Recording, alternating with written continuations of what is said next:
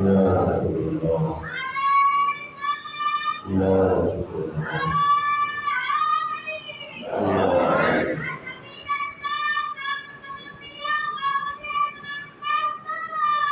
يا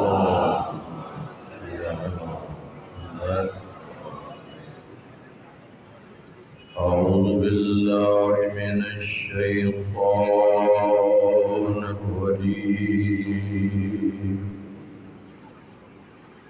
بسم الله الرحمن الرحيم الحمد لله الذي لا يخلق مبعثه القائلون ولا يحصي نعماه العدون ولا يؤدي حقه المجتهدون والصلاة والسلام على سيد الأنبياء والمرسلين أبي القاسم محمد صلى الله عليه وآله الطيبين الطاهرين المعصومين أما بعد فقد قال الله تعالى في كتاب المجيد بسم الله الرحمن الرحيم قل إن كنتم تحبون الله فاتبعوني يحببكم الله ويغفر لكم ذنوبكم والله غفور رحيم وقال النبي صلى الله عليه وآله وسلم إن الحسين مصباح الهدى وسفينة النجاة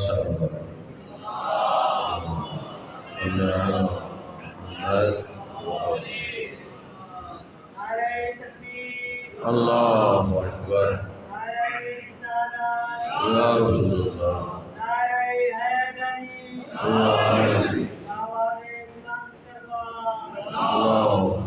صلی علی محمد وآلہ محمد۔ سامعین محترم، اللہ رب العزت اپنی مقدس کتاب میں اپنے نبی کے ذریعے قیامت تک کے لیے یہ پیغام دے رہا ہے، قل ان کنتم تحبون اللہ، اگر تم اللہ سے محبت کرنا چاہتے ہو فاتبعونی، تو پھر میرے نبی کی اتباع کرو۔ ادھر بندہ چلا ہے اللہ سے محبت کرنے کے لیے، شرط ہے اتباع رسول۔ اس کے بعد کیا ہوگا؟ یحببکم اللہ، پہلے تم محب بنے تھے، اللہ محبوب تھا، شرط پوری ہوئی، اللہ فرماتا ہے وہ میرا بندہ اللہ تجھ سے محبت کرنے لگا۔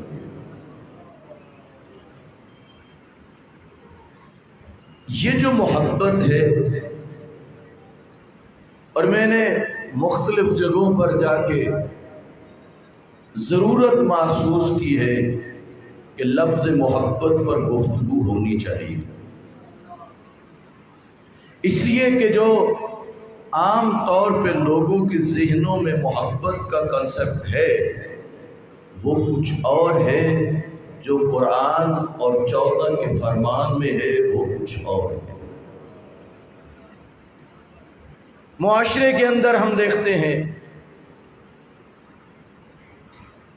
ہمارے وہ بھی دوست احباب ہیں، تعلق دار ہیں، جنہیں ہم نے دیکھا نماز کی پابندی نہیں کرتے، روزے کے پابند نہیں ہیں، اور وہ سمجھتے ہیں کہ جو مجالس میں ہم شریک ہوتے ہیں، جو ہم عزاداری مظلوم کربلا میں شریک ہوتے ہیں، گویا محبت امام حسین کی جو ذمہ داری ہمارے کاندھوں پہ آئی ہیں مجلس میں شریک ہونے سے پوری ہو گئی، عزاداری میں شریک ہونے سے پوری ہو گئی۔ توجہ فرما رہے ہیں؟ آئیے ذرا میں آپ کے لیے اور آسانی پیدا کرتا ہوں۔ جتنے بھی مسلمان ہیں اس حوالے سے اگر آپ غور و فکر کریں تو وہ 3 حصوں میں تقسیم ہوتے ہیں۔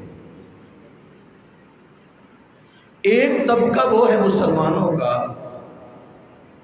جنہوں نے نماز روزہ اور ان احکام کو تو بڑی اہمیت دی، لیکن محبت اہل بیت کو اہمیت نہ دی۔ جس طرح نماز اللہ کا حکم ہے، محبت اہل بیت بھی اللہ کا حکم ہے۔ توجہ فرمائیں۔ میں کل بھی محسوس کر رہا تھا کہ سامعین شاید بہت زیادہ تھکے ہوئے ہیں، اور مجھے آج بھی یہ احساس ہو رہا ہے۔ پھر اس وقت موضوع کو چھوڑ کے مومنین کو جگانے کی کوشش کرنی پڑتی ہے، اور جب جگانے کی کوشش پڑتی ہے تو پھر موضوع کو بیان کرنا مشکل ہو جاتا ہے۔ تو جہاں آپ نے مجھے بٹھایا ہے نا، یہاں سے ہر ایک کے چہرے سے پتہ چلتا ہے کون سا چہرہ تھکا ہوا ہے۔ نعرہ تکبیر، اللہ اکبر، یا رسول اللہ،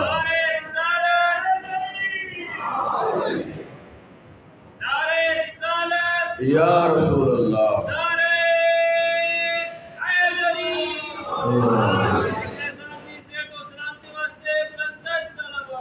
اللہم صلی علی محمد و آل محمد۔ تھوڑا تھوڑا بولتے رہیں۔ میں لفظ محبت کو ذرا سمجھانا چاہتا ہوں، اور میری چند دنوں کی گفتگو کے بعد انشاءاللہ آپ میں سے ہر بندہ کہے گا کہ انہوں نے موضوع کا صحیح انتخاب کیا ہے، اور جو بھی وقت کی ضرورت ہو نا وہ امام حسین علیہ السلام کی مجلس میں بیان ہونا چاہیے۔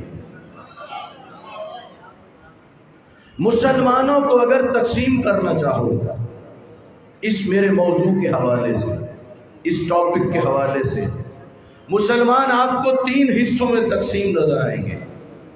کچھ وہ ہیں نماز کو بہت اہمیت، روزے کو بہت اہمیت، خیرات کو بہت اہمیت، نہیں اہمیت تو محبت اہل بیت۔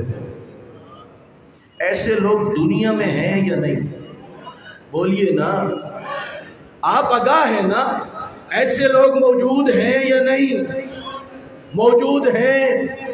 دوسرا طبقہ سن لیجئے، جنہوں نے محبت کا دعویٰ کیا، گھر پہ علم بھی لہرا رہا ہے، مجلس میں بھی آتے ہیں، نیازیں بھی تقسیم کرتے ہیں، کھاتے بھی ہیں، عزاداری بھی برپا کر رہے ہیں، لیکن نماز کو اہمیت نہیں دیتے، روزے کو اہمیت نہیں دیتے۔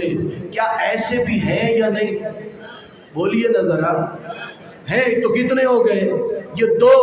تیسرا طبقہ وہ ہے جو جس طرح نماز کو اہمیت دیتا ہے اتنی ہی محبت اہل بیت کو بھی اہمیت دیتا ہے۔ تو کتنی طرح کے مسلمان ہو گئے؟ 3 طرح کے۔ اب ذرا خود فیصلہ کیجئے، یہ جو 3 طرح کے مسلمان ہیں،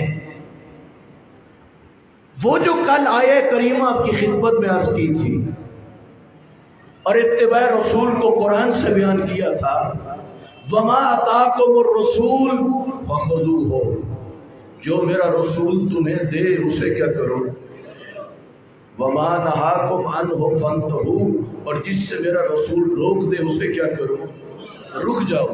یہ جو آیت بیان کی تھی، اسے سمجھانے کے لیے مجھے ایک مثال بیان کرنی پڑے گی۔ یہ جو ہمارا محکمہ تعلیم ہے نا، جب پیپر 100 نمبر کا ہو اور استاد محنت کرواتا ہے اور اس مجلس میں بھی اساتذہ تشریف فرما ہے، کوشش تو بہت کرتے ہیں، اب کچھ بچے لاپرواہ ہوتے ہیں، پھر انہیں سمجھاتے ہیں کم از کم 33 نمبر لے لینا، اس لیے کہ لفظ فعل سے بچ جاؤ گے اور اگلی کلاس میں ترقی بھی مل جائے گی۔ توجہ فرما رہے ہیں؟ اسی طرح ہوتا ہے نا، جو نہیں کر رہا محنت، لاپرواہی کر رہا ہے جی، اس سے سمجھایا جا رہا ہے 33 نمبر آ گئے، لفظ فعل سے بھی بچ گیا، اگلی کلاس میں ترقی بھی مل گئی۔ لیکن وہی بچہ اگر سوچے پاس تو ہو گیا لیکن اس نے 67 نمبر بھی ضائع کر دیے، مثال کو ذہن میں رکھنا ہے، پاس ہو گیا 67 نمبر بھی کیا کر دیے، ضائع کر دیے۔ یہ جو آیت بتا رہی ہے جو رسول دے اسے لے لو، جس سے رسول روکے اس سے کیا کرو، رک جاؤ۔ میں اتنا پوچھتا ہوں، محکمہ تعلیم ہمیں 100 نمبر کا پیپر دیتا ہے، 33 لے لو، 67 ضائع ہو گئے، پھر بھی لفظ فعل استعمال نہیں ہوگا، کہا جائے گا یہ کامیاب ہو گیا۔ لیکن اللہ کا رسول 100 احکام دے دے، مسلمان 33 لے لے، 67 کو چھوڑ دے، کیا وہ آخرت کی گھاٹیوں کو عبور کر لے گا؟ کامیاب ہو جائے گا؟ بولیے نا، تھوڑا تھوڑا ہو جائے گا۔ آپ کی وساطت سے آج مجالس لائیو چلتی ہیں، آپ کی وساطت سے پوری دنیا پر یہ پیغام پہنچ سکتا ہے۔ اللہ کا رسول جو دے اسے کیا کرو، جس سے روکے اس سے کیا کرو، رک جاؤ۔ اگر کوئی اللہ کا رسول 100 احکام دے اور کوئی لے لے 33 اور 67 چھوڑ دے، محکمہ تعلیم میں تو کامیاب کہلاتا ہے، خود بتائیے کیا دین میں بھی وہ کامیاب ہو گیا؟ دین، اس کا مطلب یہ جو مسلمانوں کے دین حصوں میں تقسیم ہے، ایک وہ ہے نماز کو بڑی اہمیت، روزے کو بڑی اہمیت، لیکن محبت اہل بیت کی پرواہ نہیں۔ دلیل دیتا ہوں، اگر ان کے ہاں محبت اہل بیت کی اہمیت ہوتی تو فقط آپ صف اذا نہ بچھاتے، وہ بھی صف اذا بچھاتے۔ اور فرمانا، اگر اہمیت ہوتی فقط آپ امام حسین کی محبت میں یہ اہتمام نہ کرتے، ان مسلمانوں کو بھی کرنا چاہیے تھا، فقط آپ کو نہیں۔ اور دوسری طرف آ جائیے، جو حضرات نماز کو اہمیت نہیں دیتے، باقی احکام کو اہمیت نہیں دیتے، اگر اس آیت کو سمجھ چکے ہوتے تو یقین جانیے مجلس سن کے گھر نہ چلے جاتے، وقت نماز ہوتا تو نماز بھی ادا کرتے۔ اور فرما رہے ہیں، آئیے ذرا بات کو اور آگے بڑھاتا ہوں۔ کچھ عرصے سے ایک جملہ بہت استعمال ہو رہا ہے، نماز کی قضا ہے اور عزاداری کی قضا نہیں۔ سنتے رہتے ہیں آپ یا نہیں سنتے رہتے؟ یہ ہوتا ہے نا استعمال جملہ۔ میں نے ایک جوان سے پوچھ لیا، کہا مجھے ذرا اس جملے کی وضاحت کر کے بتائیے، آپ کیا کہنا چاہتے ہو اس جملے کے ذریعے؟ چونکہ ضروری ہے نا قبل اس کے کہ کوئی آپ ذہن میں نتیجہ بنائیں، جو جملہ کہہ رہا ہے اسی سے وضاحت پوچھنی چاہیے۔ کہا اس کی وضاحت یہ ہے، اگر صبح سے لے کر شام تک ہو نا جلسہ، ہو مجلس، اور نماز کا وقت ہو جائے، تو اس کا مطلب یہ ہے کہ چونکہ نماز اگر وقت میں نہ بھی پڑھی جائے تو بعد میں قضا ہو سکتی ہے۔ توجہ فرما رہے ہیں، اس لیے اس نماز کو چھوڑ دیا جائے اور مجلس ختم، مجلس سے اٹھ کے نماز کے لیے نہ جائے۔ میں نے کہا ٹھیک ہے، جو آپ نے وضاحت کی ہے، اب میرے آپ سے چند ایک سوال ہے اور جوانوں سے عرض کروں گا، ذرا غور سے سننا۔ ایک شخص مبلغ تھا، امام جعفر صادق علیہ السلام کی خدمت میں آیا، کہا مولا میں نے بڑے علاقوں میں جا کے تبلیغ کی ہے، مجھے کوئی نتیجہ نہیں ملا، لوگ بدلے نہیں ہیں۔ امام معصوم نے فرمایا ایسا کرو تم جوانوں پر کام کرو. امام معصوم نے کہا کن پہ کام کرو؟ اور وجہ بتائی اس لیے کہ جوان بڑی جلدی حقیقت کو تسلیم کرتے ہیں، حقیقت کو قبول کرتے ہیں. اور میں خصوصاً جو جوان ہیں انہیں دعوت فکر دینا چاہتا ہوں. بات ذہن میں ہے، عزاداری اور نماز کا موازنہ ہوا. کہا گیا نماز کی قضا ہے، عزاداری کی وضاحت یہ کی گئی اگر سارا دن جلسہ ہے تو کیا کرو؟ نماز کی خاطر مجلس سے نہ اٹھو، بعد میں پڑھ لینا قضا. میرے چند سوال تھے اس جوان سے اور آپ کی خدمت میں بھی عرض کر رہا ہوں. میرا اتنا سوال ہے، کیا کوئی ایسا عزادار ہے جو مسلسل سارا دن جلسے میں بیٹھ سکے؟ جی ہے کوئی ایسا؟ تھکاوٹ کی وجہ سے اٹھ کے چلے جاتے یا نہیں جاتے ہیں؟ اگر کال آ جائے تو سننے کے لیے چلے جاتے یا نہیں؟ جی بھوک لگ جائے تو کھانے کے لیے جاتے یا نہیں؟ مہمان آ جائے تو اس کو ہوٹل پہ لے کے جاتے یا نہیں؟ اگر گھر میں کام ہو تو چلے جاتے یا نہیں؟ مجھے اتنا بتا، موبائل سننے کے لیے بھی مجلس چھوڑ دی، مہمان کے لیے بھی چھوڑ دی، آرام کرنے کے لیے بھی چھوڑ دی، سب کاموں کے لیے مجلس چھوڑ سکتا ہے؟ نہیں چھوڑ سکتا تو نماز کے لیے؟ اور فرمانا پہلی بات تو یہ ہے، شیعہ میانی میں ایک عرصہ وہ آپ محبت کر رہے ہو، بلا رہے ہو، ناچیز حقیر آپ کی خدمت میں آتا ہے، آپ کا مہمان ہو، مجھے خبریں ہیں یہاں اس وقت بہت مجالس ہو رہی ہے، بہت جلوس اذا ہے. جوانوں بتاؤ کیا ہر گھر میں مجلس میں پہنچتے ہو؟ بولیے، کیا ہر ماتمی حلقے میں پہنچتے ہو؟ نہیں. اس کا کیا مطلب ہے؟ مجلس میں حاضر ہونا، ہر مجلس میں جانا واجب نہیں ہے، ہر وقت محبت علی میں رہنا واجب ہے.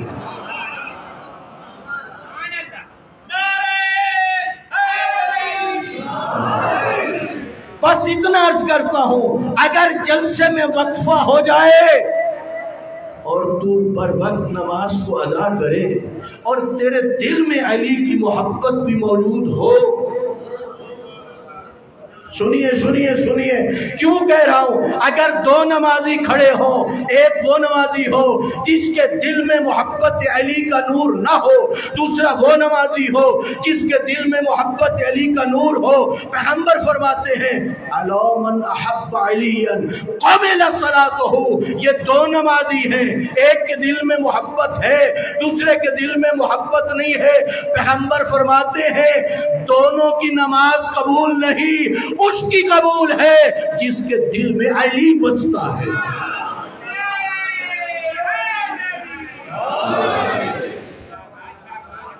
توجہ فرما رہی ہیں؟ میرا بھائی، نماز اور عزاداری کا موازنہ نہ کرو، نماز اور عزاداری کا مقابلہ نہ کرو.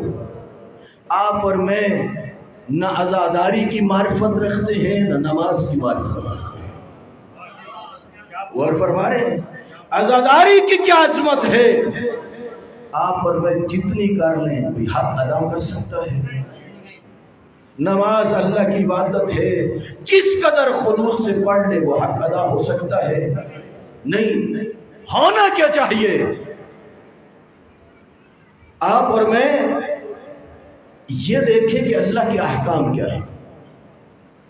جس خدا نے نماز کا حکم دیا ہے نا، اسی نے فرمایا قل لا اسألکم علیہ اجرا الا المودۃ فی القربى. محبت کا حکم بھی کس نے دیا ہے؟ اسی اللہ نے. آئیے ذرا سمجھیے اس بات کو. میرے امام حضرت امام جعفر صادق علیہ السلام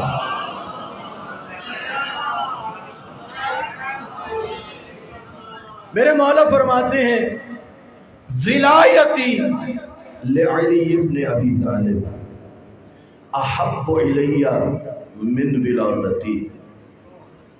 میرے لیے ولایت علی اولاد علی ہونے سے زیادہ محبوب ہے۔ آپ تو قدردان ہیں، تو جو فرمانا آخری مومن تک، آخری عزادار تک امام کیا بتا رہے ہیں؟ ولایت علی مجھے اولاد علی ہونے سے مجھے زیادہ محبوب ہے۔ جملہ قیمتی ہے، اتنی جلدی تو میں بھی نہیں گزروں گا۔ امام ترازو لگائے ہوئے ہیں، ایک پلڑے میں ولایت علی ہے، دوسرے پلڑے میں اولاد علی ہونا ہے۔ امام خود تول رہے ہیں، خود ہی فرما رہے ہیں ولایت علی مجھے زیادہ محبوب ہے اولاد علی سے۔ تو پھر آپ اور میں جن کا تعلق مکتب اہل بیت سے ہے، تو پھر دل میں سوال پیدا ہوتا ہے، مولا ولایت علی بھی بہت بڑی اللہ کی نعمت ہے، اولاد علی ہونا بھی بہت بڑی نعمت ہے، لیکن مولا بتا تو دیجئے آخر وجہ کیا ہے؟ آپ کو ولایت علی کیوں زیادہ پسند ہے اولاد علی ہونے سے؟ امام نے فرمایا لأن ولایتی لعلی ابن ابی طالب فرضن فرضن فرضن فرضن، فرمایا اس لیے کہ علی کی ولایت کو اللہ نے فرض قرار دیا ہے۔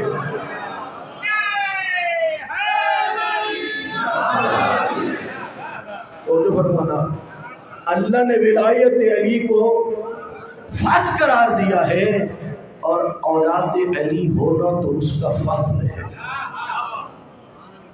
دیکھیے دلیل جو دی نا امام نے، وجہ جو بیان کی، ولایت کے لیے لفظ استعمال کیا ہے فرض، اولاد علی ہونے کے لیے استعمال کیا ہے فضل۔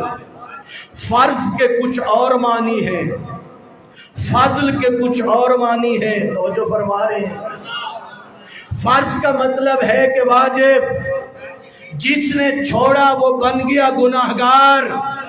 امام نہیں کہہ رہے کہ اس لیے پیاری ہے ولایت علی چونکہ میرے جد کی ہے، فرما رہے ہیں نہیں، چونکہ اللہ نے فرض قرار دیا ہے۔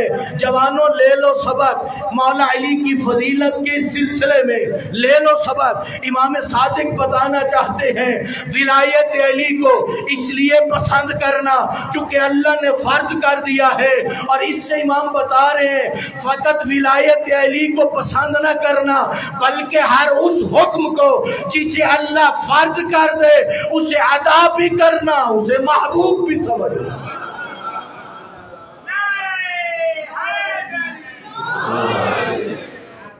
تو جو فرما رہے ہیں ولایت علی کو کس نے فرض کیا ہے؟ اللہ نے۔ نماز کو کس نے فرض کیا ہے؟ اللہ نے۔ اگر آپ دیکھنا چاہیں کہ ایک ایسی گھڑی ہو جس میں دونوں چیزوں کا وقت ہو، اس وقت کیا کریں؟ مجلس بھی ہو، نماز کا وقت بھی ہو چکا ہو، توجہ ہے یا نہیں؟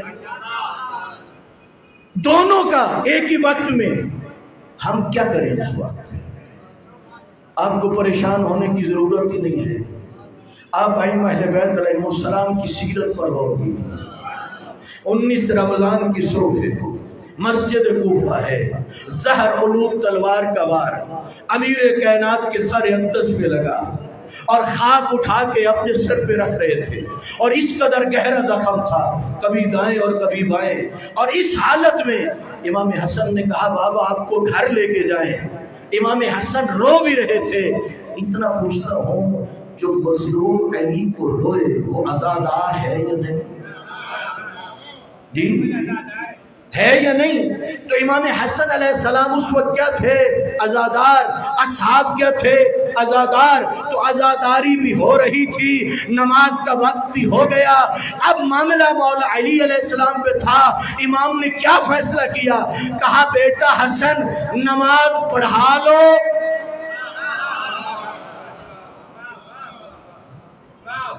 توجہ چاہتا ہوں، کیا کرو؟ پھر مجھے لے کے چلو۔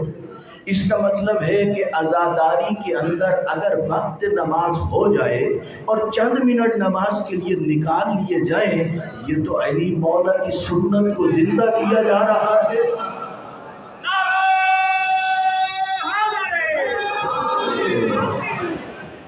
اور جو فرما رہی ہے، آئیے ذرا اور آگے بڑھیے۔ اور روز عاشور اصحاب مارے گئے، چند صحابی بچے۔ اس وقت ایک صحابی نے کہا مولا چاہتے ہیں آخری نماز آپ کی ابتدا میں ادا کریں۔ میرے امام نے حبیب ابن مظاہر کے ذمہ لگایا، جاؤ انہیں کہو جنگ روک دے، ہم نماز ادا کرنا چاہتے ہیں۔ کیا انہوں نے مان لی بات فرزند رسول اللہ کی؟ آپ جانتے ہو نا تاریخ، مدتوں سے سن رہے ہو، مان لی؟ نہیں۔ انہوں نے حملہ روکا؟ نہیں۔ پھر امام نے کیا کیا تھا؟ جوانوں، امام نے کیا فیصلہ کیا؟ امام کا فیصلہ تھا جنگ جاری رہے، نہ روکیں، تب بھی نماز ادا کرو۔ ہم جتنی بھی عزاداری کرتے ہیں، ہمارے جلوس ہیں، یہ سب کچھ ہم نے کہاں سے لیا؟ کربلا سے۔ اصل کیا بن گئی؟ کربلا۔ ہم نے سبق کہاں سے لینا ہے؟ کربلا سے۔ سیکھنا کہاں سے ہے؟ زندہ کس کو رکھنا ہے؟ بولیے خدا کے لیے، زندہ کس کو رکھنا ہے؟ یہ مجالس کس لیے ہے؟ عزاداری کس لیے ہے؟ ماتمداری کس لیے ہے؟ ان تمام کا مقاصد، ان تمام کا مقصد ایک ہی ہے کہ کربلا زندہ رہے۔ اور فرمانا مقصد کیا ہے میرا بھائی؟ یہ مجلس ذریعہ ہے، مقصد نہیں۔ جلوس ذریعہ ہے، مقصد نہیں۔ مقصد ہے کربلا زندہ رہے۔ اور فرمانا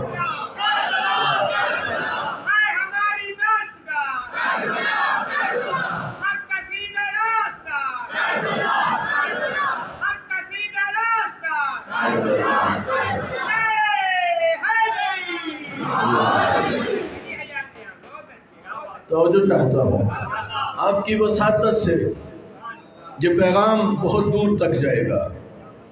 ہمارا مقصد کیا ہے؟ کربلا کو زندہ رکھنا یا نہیں؟ توجہ چاہتا ہوں امام حسین نے کیا فیصلہ کیا؟ کہا نماز ادا کرنی۔ ہاں ایک کام کیا، کہا سعید بن عبداللہ سے ایسا کرو میرے سامنے کھڑے ہو جاؤ۔ اور یہاں میں سننے والوں کی خدمت میں ایک جملہ کرنا چاہتا ہوں۔ یہ جو کربلا کی جنگ تھی نا، جنگ کے کچھ اصول ہوتے ہیں، ان میں سے ایک یہ کہ ہر مجاہد کو حق حاصل ہے وہ دشمن کے حملے سے اپنے آپ کو بچائے بھی صحیح اور حملہ بھی کرے، دفاع کی پوزیشن بھی اختیار کرے اور حملہ بھی کرے۔ اسی لیے جو بھی صحابی جاتے تھے حد المقدار جتنا ممکن تھا دفاع بھی کرتے تھے، حملہ بھی کرتے تھے۔ لیکن جو سعید بن عبداللہ کی لگی ہے نا ڈیوٹی، یہ باقی اصحاب کی ڈیوٹی سے مختلف تھی۔ کس طرح مسلم پہ نوفجہ لڑنے گئے، ادھر سے حملہ ہوتا تھا، جگہ بھی بدلتے تھے، دفاع بھی کرتے تھے، حملہ بھی کرتے تھے۔ سعید جانتا ہے اگر میں ہٹوں تو تیر زہرا کے لال ہو، اس لیے صورتحال کیا تھی؟ جس طرف سے تیر آتا تھا سعید اپنا سینہ پیش کر دیتا تھا۔ اب یہاں پہ کیا ہوا؟ جناب سعید کیا کر رہے تھے؟ وہ محافظ بن کے نمازیوں کی، امام حسین کے ساتھ کچھ اور بھی شریک تھے، محافظ بن کے کھڑے نا۔ اب دیکھیے بوقت نماز سعید نے تیروں کو لیا، امام کی نماز تمام ہوئی۔ اب دیکھیے بوقت نماز جس صحابی نے قربانی دی اس کا اجر کیا تھا۔ اور فرمانا جس نے بوقت نماز، چونکہ کربلا کے اندر مختلف حوالوں سے ڈیوٹیاں لگتی رہی۔ عاشور کی صبح امام نے لشکر کو 3 حصوں میں تقسیم کیا تھا، میمنہ، میسرہ اور قلب لشکر ڈیوٹی تھے۔ کچھ اصحاب تھے جو نبی زادیوں کے خیموں کے محافظ بن کے کھڑے تھے۔ مختلف ڈیوٹیاں تھیں کربلا کے اندر۔ اس صحابی کی ڈیوٹی کیا تھی؟ بوقت نماز محافظ بن جائے۔ ادھر 13واں تیر لگا، ادھر امام کی نماز مکمل ہوئی، سعید گرا، امام نے اپنی جگہ کو چھوڑا، آگے بڑھ کے سعید کا سر اپنے ہاتھوں پہ لیا، چند آخری سانسیں تھیں، چہرہ امام حسین کی طرف کر کے اتنا پوچھا، آپ وفیت یا ابن رسول اللہ، کیا اے رسول اللہ کے بیٹے میں نے حق کے وفا ادا کر دیا؟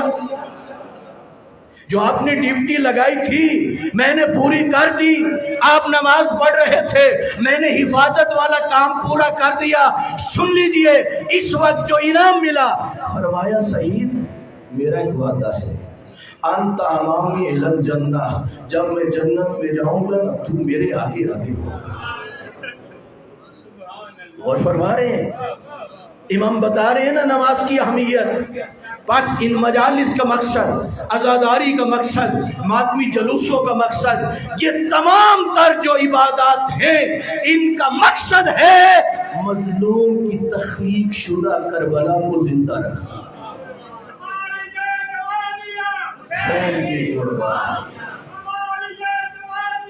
حسین کی قربان،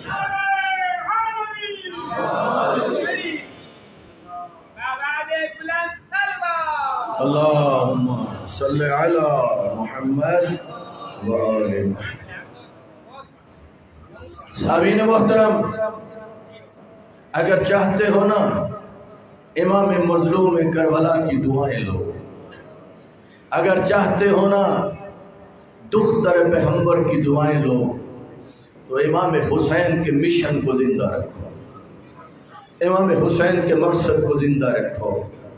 آپ ہی لوگوں کی نمازوں کی قبولیت کی ضمانت دی گئی ہے، کس وجہ سے؟ ولایت علی کی وجہ سے، محبت اہل بیت کی وجہ سے۔ اور میں سمجھتا ہوں نماز سچتی ہی اسے ہے جس کے دل میں ولایت علی کا نور ہے، اس لیے کہ نماز بھی ایک نور ہے۔ ہاں، جب بھی کہیں جو میرے عزادار ہیں، مومنین، ماتمی جوان، یقین جانیے جو دین کی خدمت آپ کر سکتے ہو شاید وہ بزرگ بھی نہ کر سکتے ہو، جو جس طرح کربلا کو آپ زندہ رکھ سکتے ہو شاید بزرگ بھی نہ رکھ سکیں۔ آپ کھڑے ہوتے ہو ماتمی حلقے کے اندر، کر رہے ہوتے ہو ماتم، جب وقت نماز ہو ماتمی حلقے میں جانے سے پہلے پاکوں کا ذکر ہے، پاکوں کی محفل ہے، باوضو ہو کے ماتمی چلا جا، جب حلقے میں چلا گیا ہے تو ماتم کر رہا ہے، اس سے ایک پیغام دے رہا ہے، دنیا والوں کو بتا رہا ہے، گزرنے والے دیکھ رہے ہیں کہ یہ لوگ ماتم کیوں کر رہے ہیں۔ وہ جو نہیں جانتا وہ پوچھے گا، یہ نہ سردی کو دیکھتے ہیں نہ گرمی کو دیکھتے ہیں، یہ ماتم کیوں کر رہے ہیں؟ تیرے ماتم کے ذریعے ہر کسی کو پتا چلے گا حسین مظلوم تھا، کربلا میں مارا گیا، حسین کے بچے مارے گئے، تیرا ماتم باعث بنے گا۔ ادھر وقت اذان ہو جائے، کچھ دیر کے لیے ماتم روک دے، قبلہ رخ ہو جا، صفے بنا لے، اذان کہہ دے، اقامت کہہ لے، اس کے بعد نماز کے لیے کھڑا ہو جا، لوگوں کو پیغام مل جائے گا یہ جس کے ماننے والے ہیں نماز کو بچانے والا بھی وہی ہے۔ توجہ فرما رہے ہیں، اس لیے سامعین محترم اللہ کے کسی حکم کو بھی معمولی نہ سمجھو، خدا کے ہر حکم کو اہمیت دو، خدا کا جو بھی حکم ہو۔ اب اللہ کا رسول جو کچھ دے اسے کیا کرو؟ لے لو۔ بس وہ مسلمان جو محبت اہل بیت کو بھی پورا کرتے ہیں، باقی احکامات کو بھی پورا کرتے ہیں، یقیناً یہ بہت بڑی سعادتیں ہیں جو انہیں نصیب ہو رہی ہے۔ میرے مولا امام حسین علیہ السلام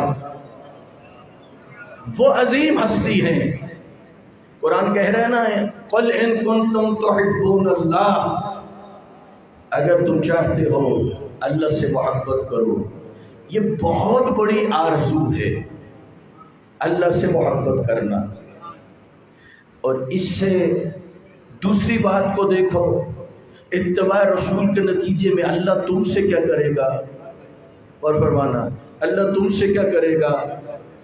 اب جو مسلمان چاہتا ہے کہ اللہ بھی مجھ سے کیا کرے، تم تو چاہ رہے ہو نا کہ اللہ سے محبت کرو، کیا یہ بھی آرزو ہے مسلمان یا نہیں کہ اللہ تجھ سے بھی محبت کرے؟ ہر مسلمان چاہتا ہے یا نہیں کہ اللہ اس سے بھی محبت کرے؟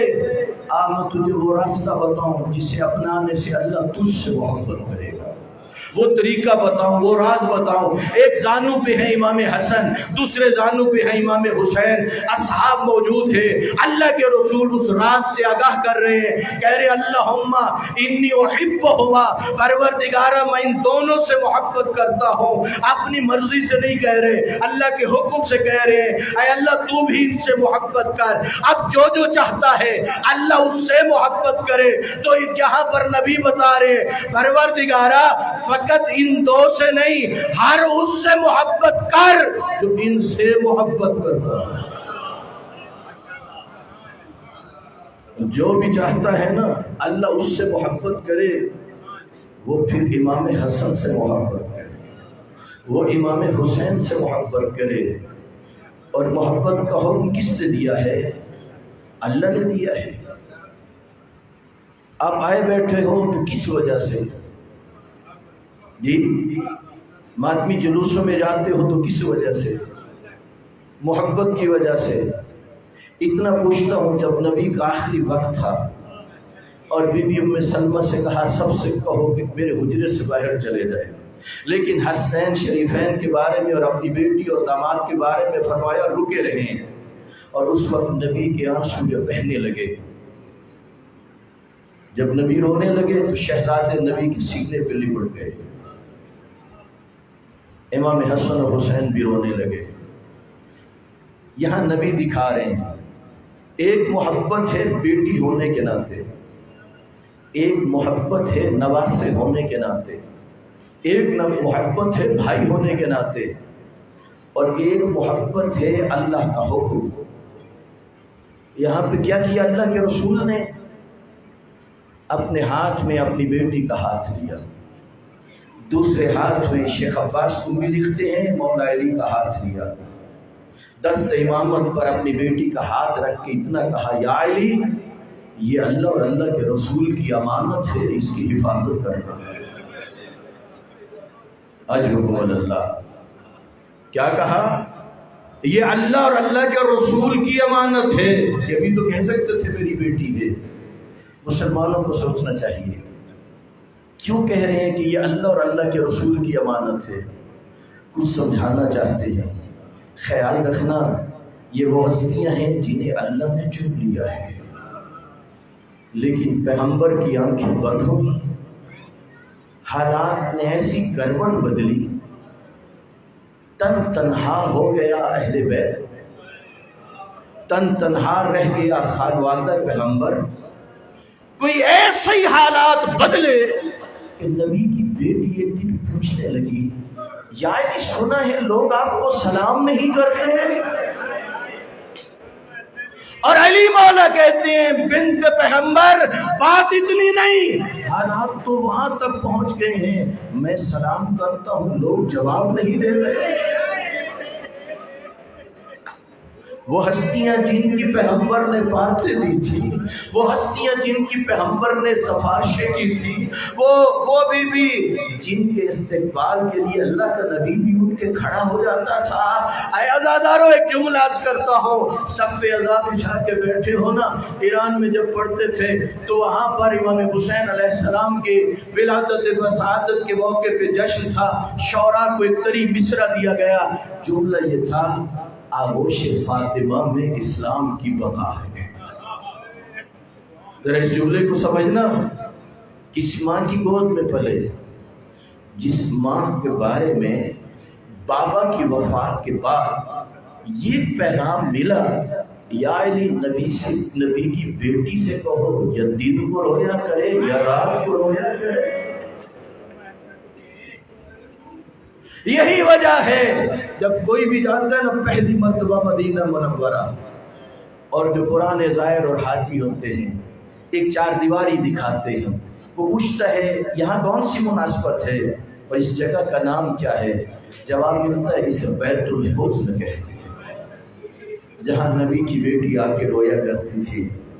اے عزادارہ نے امام حسین، روایتیں کچھ یوں سمجھاتی ہیں، ایک انگلی میں امام حسن، ایک میں امام حسین۔ بی چلی جاتی تھی میدان احد میں حضرت حمزہ کی قبر پہ، روتی رہتی تھی، روتے روتے پوچھتی تھی اپنے بچوں سے، وہ زمانہ یاد ہے جب آپ کو نانا مہر نبوت پہ سوال کرتا تھا؟ وہ زمانہ یاد ہے جب آپ کو نانا آپ کو اپنی گود پہ لیتا تھا؟ وہ زمانہ یاد ہے جب آپ کے بوجھ سے لیتے لیتے تھکتا نہیں تھا، پھر خود بھی روتی تھی، امام حسن اور امام حسین بھی روتے تھے، پھر آہستہ آہستہ گھر کو پلٹ آتی تھی۔ بس کوئی ایسا پھر ظلموں کا سلسلہ تھما تو نہ تھا، پھر ظلموں کا سلسلہ اس قدر بڑھتا چلا گیا کہ وہ وقت بھی آ گیا جب در علی پہ دھواں بلند ہو رہا تھا اور گھر کے اندر میری آقا زادیاں کے رونے کی صدائیں تھی، امام حسن اور حسین رو رہے تھے۔ اے عزاداران امام حسین، اس مشکل گھڑی میں محافظہ امامت و ولایت بن کے مولا کائنات کی حفاظت کی ذمہ داری بھی نبھائی، اور جب گھر میں پلٹ آئیں، آیت اللہ کاظم قزوینی لکھتے ہیں، بی بی جب گھر میں پلٹ آئیں اور علی مولا بی بی کی کوششوں کے نتیجے میں جب گھر پہنچے، سر اٹھانا منظر عجیب تھا، بچے رو رہے تھے، میری آقا ذاتی کھڑی تھی، ایک ہاتھ زخمی پہلو پہ تھا۔ علی مولا آئے اور آ کے بی بی نے اپنا رخسار مولا کے شانے پہ رکھ دیا۔ اس وقت علی مولا نے پوچھا، کہا زہرا آپ کیسی ہو؟ جس کا پہلو زخمی تھا کہنے لگی، یا علی اگر آپ خیریت سے ہو تو میں بھی خیریت سے ہوں۔ رب جانے کتنا اظہار تھا۔ پھر روایتیں کچھ یوں سمجھاتی ہے کہ اس قدر بی بی اس حادثے کی وجہ سے کمزور ہو چکی تھی، کنیز کے سہارے کے بغیر چل نہیں سکتی تھی۔ عربوں میں رواج تھا، ایک مخصوص جگہ تھی جہاں پانی کے برتن تھے۔ ایک دن وہ بھی آیا جب میری آقا ذاتی نے اپنے بچوں کو نہلانا شروع کیا۔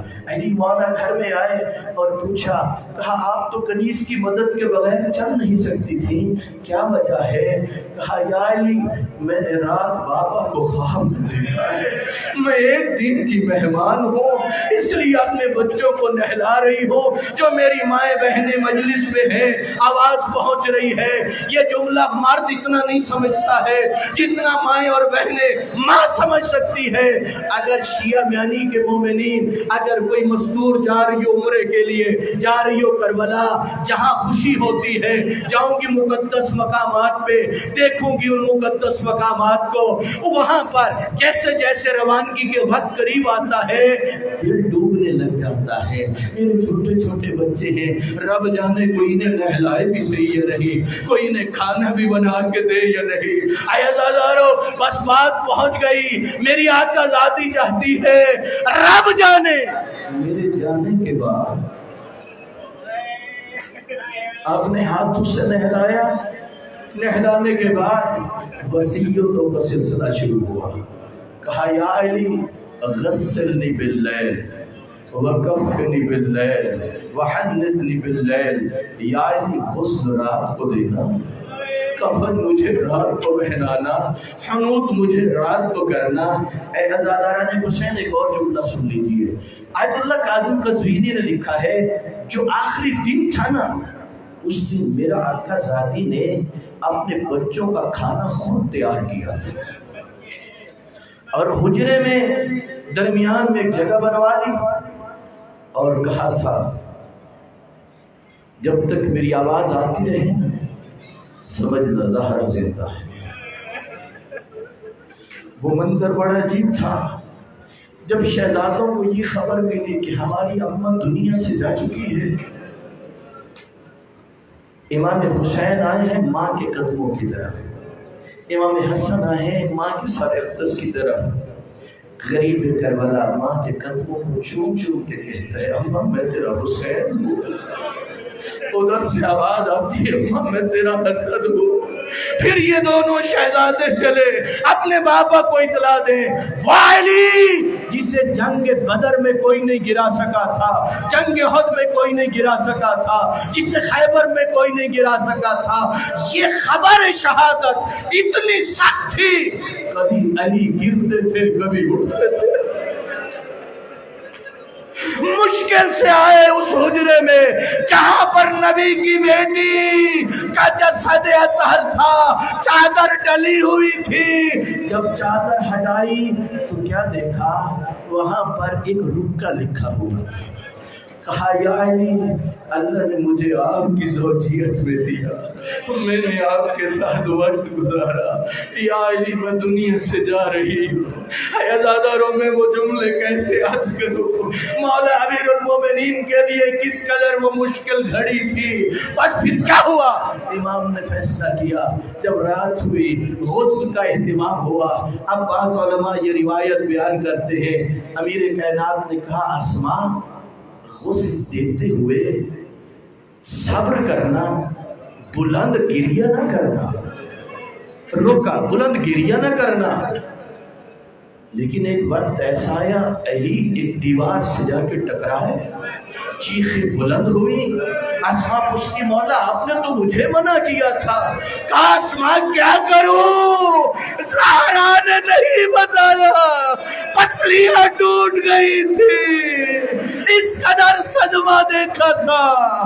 اے اللہ دران امام حسین آؤ سن لو یہ جملے، آج بھی کسی ماں کا جنازہ گھر سے اٹھے بزرگ بچوں کو بلاتے ہیں، آؤ ماں سے مل لو آخری وقت ہے، جملہ بدلتا ہوں، کسی سید زادی کا جنازہ اٹھے، سید زادے چھوٹے چھوٹے ہو، سید زادیاں چھوٹی چھوٹی ہو، سادات بزرگ بلاتے ہیں آؤ ماں سے مل لو، وہاں منظر کچھ عجیب تھا۔ علی مولا نے کہا آؤ میری شریف بیٹیا، آؤ میرے شریف بیٹے۔ بس اب روایت کو یوں سمجھاتی ہے، بچے قریب آ گئے لیکن رک گیا وہ جو کربلا کا قریب تھا۔ رب جانے کس انتظار میں تھے کہ امیر کائنات فرماتے ہیں، خود راوی ہے، فرماتے ہیں میں نے کیا دیکھا؟ زہرا کے کفن کے پر کھلے، ہاتھ باہر آئے، آ میرا کربلا کا غریب، ماں کے ساتھ لپٹ گئے مظلوم۔ جب لپٹے یہ منظر عجیب تھا، اے عزادارو آسمان کے ملائکہ سے تسبیح چھوٹ گئی، آواز آئی اے ابو الحسن، اے ابو الحسن حسین کو جدا کر لو، حسین کو ماں سے جدا کر لو۔ میں اتنا کہتا ہوں عزادارو ذرا خود فیصلہ کیجئے، آج حسین مدینے میں ہے، آج حسین مدینے میں ہے، آج حسین مدینے میں ہے، ماں کی حالت یہ ہے، ذرا خود سوچئے جب کربلا میں شمر کا خنجر تھا،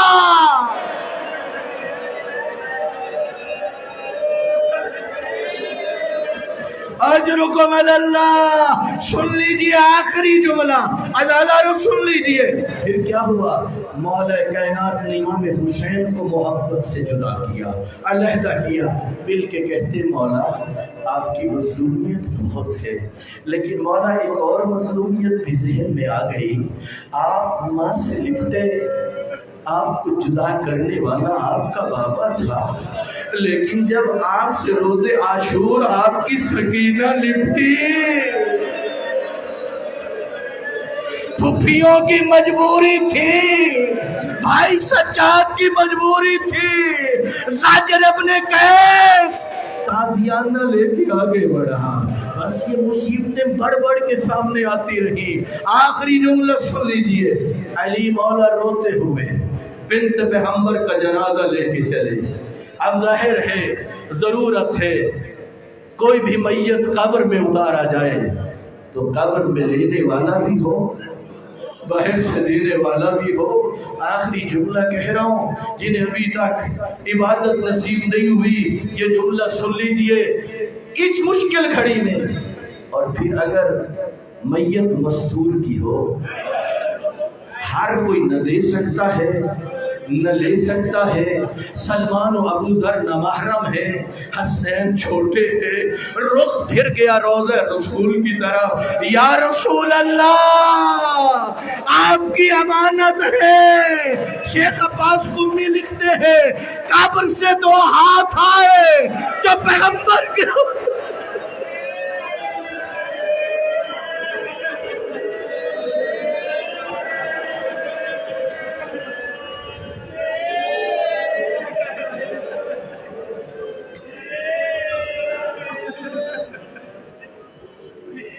اللہم صلی علی محمد وآل محمد۔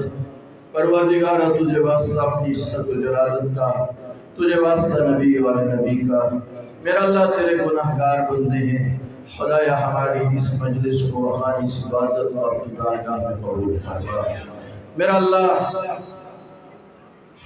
عنایت حسین زوجہ عنایت حسین، غلام جعفر زوجہ غلام جعفر، خادم حسین زوجہ خادم حسین، عاشق حسین، غلام عباس، حاجی لطیف حسین، ریاض حسین زوجہ حاجی لطیف حسین، توقیر عباس، حاجی فضل حسین زوجہ حاجی فضل حسین، ضمیر حسین زوجہ ضمیر حسین، صبر ہوں۔ پروردگارہ نبی والے نبی کے صدقے یہ جن کے نام دیے گئے ہیں دنیا سے جا چکے ہیں، میرا اللہ تیری حجت امام حسین کے عزادار تھے، دنیا سے چلے گئے، ان کے ورثاء نے آج کی مجلس کا اہتمام کیا ہے، پروردگارہ ان کی مغفرت فرما۔ جتنے جوان بزرگ بچے مائیں بہنیں مجلس میں تشریف فرما تھے، سب کے مرحومین و مرحومات کی مغفرت فرما۔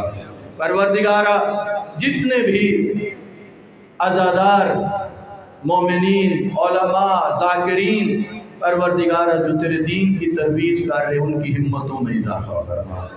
میرا اللہ جو اپنی نادانیوں کی وجہ سے مذہب اور ملت کا نقصان کر رہے خدایا انہیں متوجہ فرما۔ پروردگارہ تجھے واسطہ اپنی عزت و جلالت کا، نبی والے نبی کے صدقے میرا مالک انہیں بھی جانتا ہے اور ان کی مشکلات کو بھی جانتا ہے، ان کی حاجات سے بھی واقف ہے۔ پروردگارہ تیرے کتنے بندے شرم محسوس کرتے نہیں بتاتے، خدایا تو جانتا ہے۔ مظلوم کربلا کے صدقے ہر مومن کی مشکل آسان فرما، ہر مومن کی حاجت شریک کو پورا فرما۔ پروردگار اپنی عزت و جلالت کے صدقے جو بیمار ہیں انہیں شفا عطا فرما، جو جوان بے روزگار ہیں انہیں روزگار عطا فرما۔ پروردگارہ جو جس مشکل میں ہے ان کی مدد فرما۔ میرا اللہ ایمان و اخلاص کی دولت سے مال و مال فرما۔ آئیو کے برادران جو چند سالوں سے امام حسین علیہ السلام کی صف ازاں بچھاتے ہیں، کوشش کرتے ہیں، پروردگارہ ان کی ہمتوں میں اضافہ فرما، ان کی اس کاوشوں کو اپنی بارگاہ میں قبول فرما۔ میرا اللہ جتنے ماتمی عزادار ہیں اور ان ماتمی سنتوں کے سالار ہیں جو مختلف انداز میں مظلوم کربلا کے مشن کو زندہ کیے ہوئے ہیں، چاہے ماتم کی شکل میں، چاہے سبیلوں کی شکل میں، اخراجات کی شکل میں، میرا اللہ ان ماتمیوں کی سعادت کو اپنی بارگاہ میں قبول فرما۔ ہمارے مولا و آقا کے ظہور میں تاجیل فرما، ہمارے مولا کو ہم سے راضی و خوشنود فرما۔ میرا مالک ہم نہیں جانتے، بہت ساری دعائیں ہیں جو ہمارے نفع میں ہیں، ہم متوجہ نہیں ہیں، میرا مالک تو وہ بھی دعائیں ہمارے حق میں مستجاب فرما۔ پروردگار اپنی عزت و جلالت کے صدقے کرونا وبا سے اپنے بندوں کو نجات عطا فرما۔ میرا مالک اپنی عزت و جلالت کے صدقے یہ مومن ترس رہے ہیں، خدایا کربلا کی زیارت، تیرے گھر کی حج و زیارت، مدینہ مقامات مقدسہ، خدایا دوبارہ پہلے جیسی رونقی عطا فرما۔ پوری دنیا سے جو بھی آرزو رکھتے ہیں ان کے لیے وہاں پہنچنے کے امکانات پیدا فرما۔ پروردگارہ ہمیں شفاعت اہل بیت نصیب فرما۔ ربنا آتنا فی الدنیا حسنۃ وفی الآخرۃ حسنۃ وقنا عذاب النار برحمتک یا ارحم الراحمین۔ اللہم صلی علی محمد وآل محمد۔